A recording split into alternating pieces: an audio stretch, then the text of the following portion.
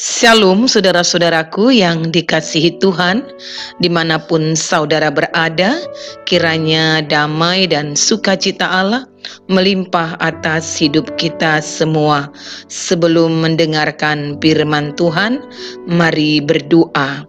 Ya Allah Bapa di surga, kami bersyukur atas kasih penyertaan-Mu di setiap kehidupan kami.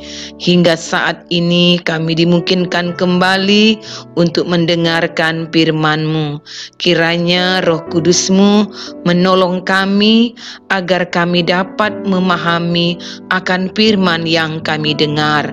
Dalam nama Tuhan Yesus, amin. Firman Tuhan dari kitab Pengkhotbah pasal 9 ayat 4 sampai 10. Tetapi siapa yang termasuk orang hidup mempunyai harapan, karena anjing yang hidup lebih baik daripada singa yang mati. Karena orang-orang yang hidup tahu bahwa mereka akan mati, tetapi orang yang mati tak tahu apa-apa. Tak ada upah lagi bagi mereka, bahkan kenangan kepada mereka sudah lenyap. Baik kasih mereka maupun kebencian dan kecemburuan mereka sudah lama hilang, dan untuk selama-lamanya tak ada lagi bahagian mereka dalam segala sesuatu yang terjadi di bawah matahari. Mari makanlah rotimu dengan sukaria dan minumlah anggurmu dengan hati yang senang, karena Allah sudah lama berkenan akan perbuatanmu. Biarlah selalu putih pakaianmu, dan jangan tidak ada minyak di atas kepalamu. Nikmatilah hidup dengan istri yang kau kasihi seumur hidupmu yang sia-sia, yang dikaruniakan Tuhan kepadamu di bawah matahari. Karena itulah bahagianmu dalam hidup dan dalam usaha yang engkau lakukan dengan jerih payah di bawah matahari. Segala sesuatu yang dijumpai tanganmu untuk dikerjakan, kerjakanlah itu sekuat tenaga. Karena tak ada pekerjaan, pertimbangan, pengetahuan, dan hikmat dalam dunia orang mati, kemana engkau akan pergi. Adapun tema kita, bersukarialah senantiasa. Saudara-saudaraku yang dikasihi Tuhan, kita akan melihat perenungan ini yang membawa kita memaknai apa arti kehidupan, apa arti hidup sebagai orang yang menaruh percaya kepada Tuhan. Belajar dari kitab Pengkhotbah, secara khusus pasal 9 yang ditulis oleh Raja Salomo, di mana seluruh isi kitab ini kalau kita membacanya mengisahkan tentang pemahaman dan pengetahuan mengenai apa sesungguhnya yang terjadi pada manusia, dan apa sesungguhnya yang harus kita lakukan dalam menjalani hidup di muka bumi ini. Saudara-saudaraku, Raja Salomo mengajak kita untuk benar-benar menikmati hidup ini sebagai berkat Tuhan yang luar biasa yang diberikan kepada kita. Kalau tidak, kita akan tetap merasa tidak sungguh-sungguh dalam melakukan pekerjaan apapun. Kita tidak bekerja dengan sekuat tenaga. Saudara-saudaraku, dalam catatan Yohanes 6 ayat 27 dituliskan demikian: bekerjalah bukan untuk makanan yang akan dapat binasa, melainkan untuk makanan yang bertahan sampai kepada hidup yang kekal, yang akan diberikan Anak Manusia kepadamu, sebab dialah yang disahkan oleh Bapa Allah dengan materainya.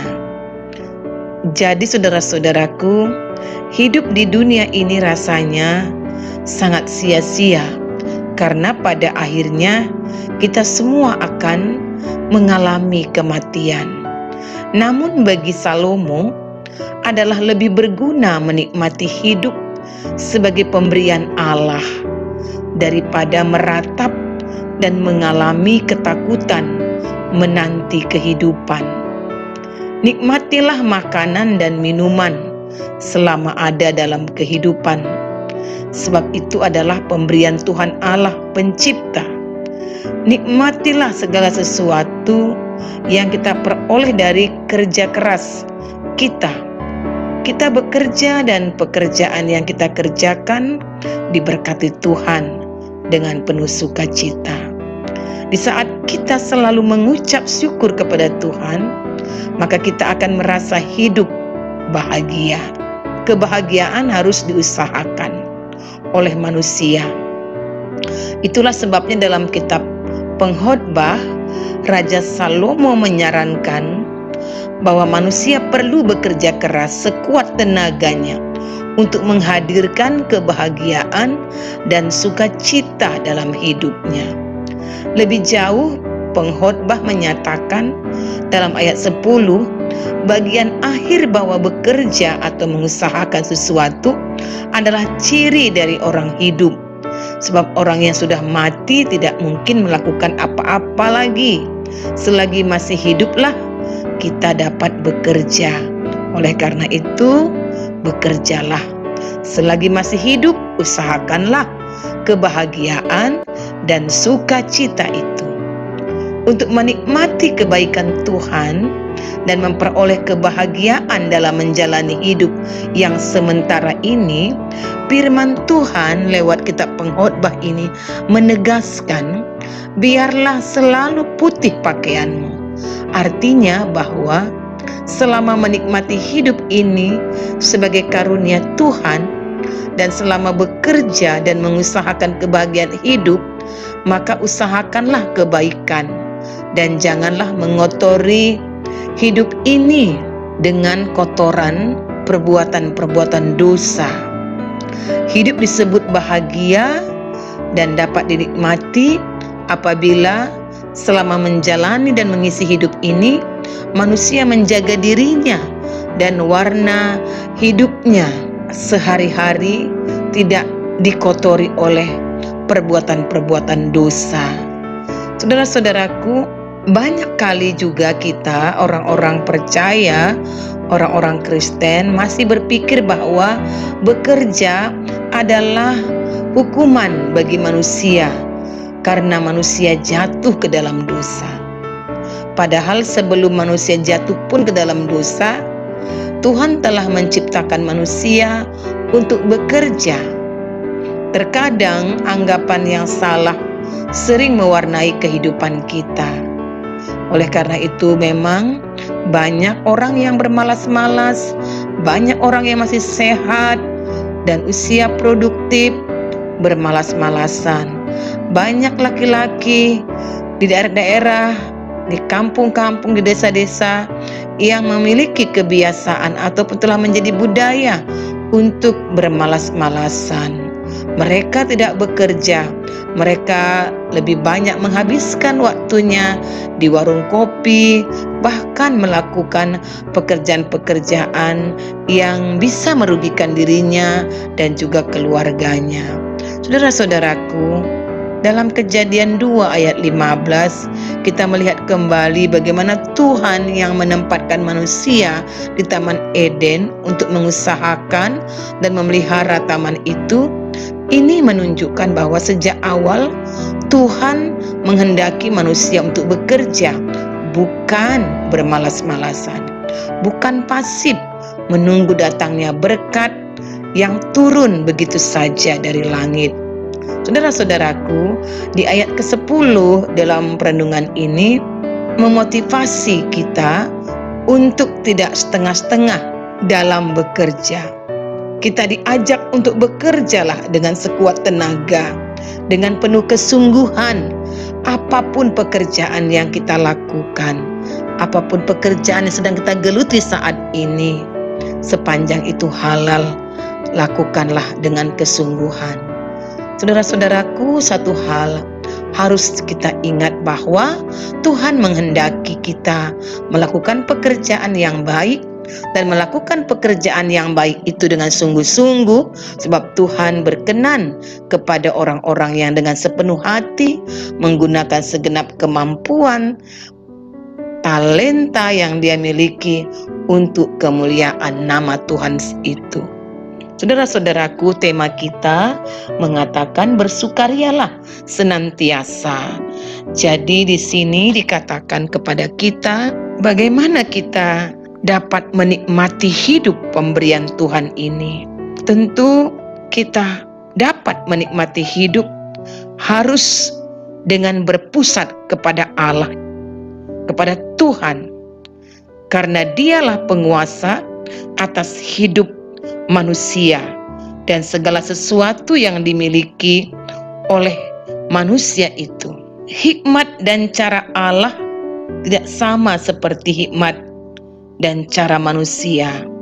Oleh karena itu Allah memberikan hikmat kepada yang dikehendakinya dengan cara-cara yang kadang tidak terselami oleh akal kita manusia. Dan selanjutnya, untuk dapat menikmati hidup harus dengan sukaria. Secara eksplisit, pengkhotbah mengatakan, mari makan roti dengan sukaria dan minum anggur dengan hati yang senang.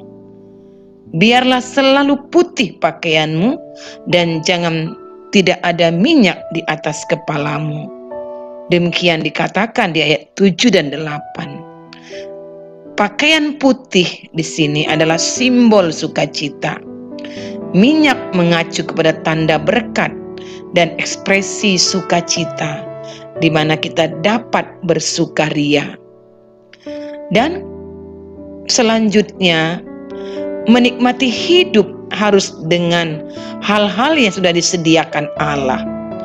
Roti yang dimakan, anggur yang diminum, minyak yang dicurahkan, istri yang dikasihi, ataupun keluarga yang diberikan kepada kita, dan tenaga untuk mengerjakan segala sesuatu adalah berasal dari Allah.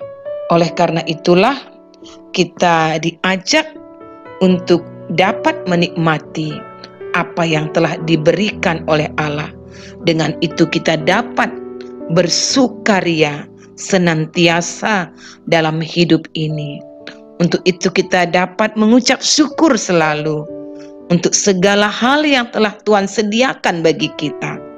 Dan untuk itulah kita terus memohonkan hikmat kepadanya, supaya kita dapat menikmati hidup ini, menjalaninya dengan sukaria, seperti yang Tuhan inginkan. Dan kita pun perlu bersukaria, memuji namanya dalam segala hal di tengah-tengah kehidupan kita, baik ketika kita dalam susah maupun senang. Inilah yang perlu kita lakukan, karena kita menggantungkan hidup sepenuhnya kepada Tuhan, agar hidup kita tidak sia-sia.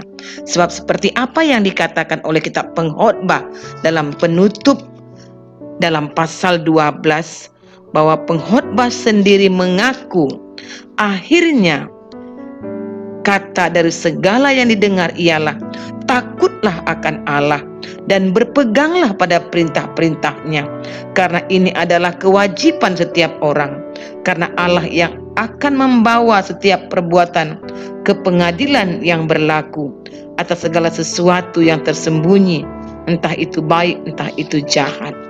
Jadi hidup kita ini boleh kita jalani dengan sukaria, dengan bersukacita, kalau kita bergantung sepenuhnya kepada Tuhan, dan hidup kita tidak akan sia-sia. Mari berdoa.